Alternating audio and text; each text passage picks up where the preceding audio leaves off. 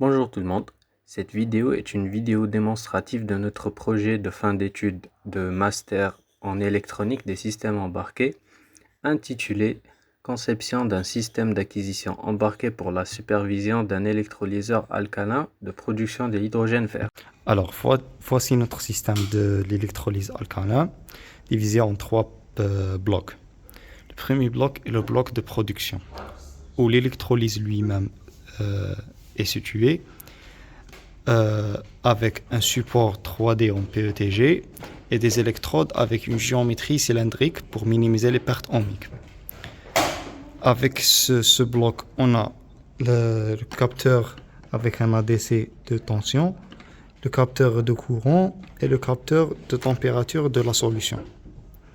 Après la production, on a le transport avec des tubes en téflon pour ne pas avoir une réaction avec la NaOH et l'H2, des clapets anti-retour et une pompe à air pour assurer un flux unidirectionnel vers le bloc suivant.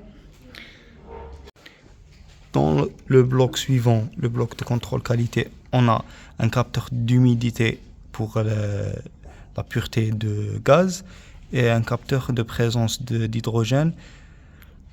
Et le bloc de stockage avec un capteur pour calculer le volume d'hydrogène stocké.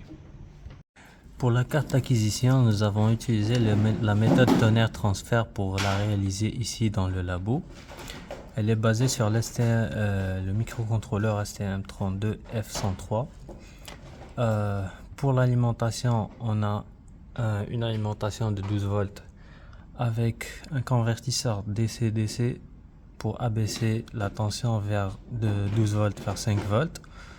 Ensuite, pour les capteurs qui travaillent à 3,3 volts, on utilise le régulateur interne de la carte Bluepill. Pour les capteurs, on a utilisé des borniers à vis pour mettre les capteurs en fait à une distance de la carte d'acquisition. Et voilà, pour les modules qui n'ont pas besoin d'être à une grande distance, on les a embarqués directement dans la carte. Voilà le branchage. Et voici le module USB TTL pour communiquer avec le PC.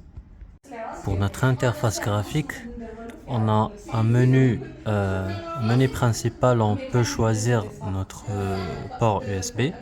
Dans notre cas, USB 1. On connecte et voilà, on obtient des onglets. Chaque onglet représente un bloc dans notre système. Donc pour l'instant, il n'y a pas de présence d'hydrogène. On peut voir l'humidité constante parce qu'on n'a pas lancé encore l'électrolyse.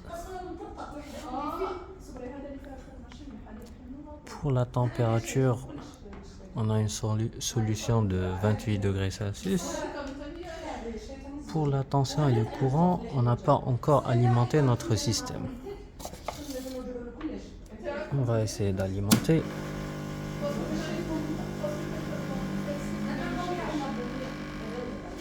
On va réduire un petit peu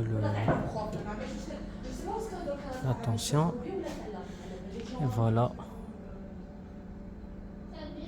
On peut visualiser en temps réel le courant et la tension qui sont en train d'être consommés par l'électrolyse.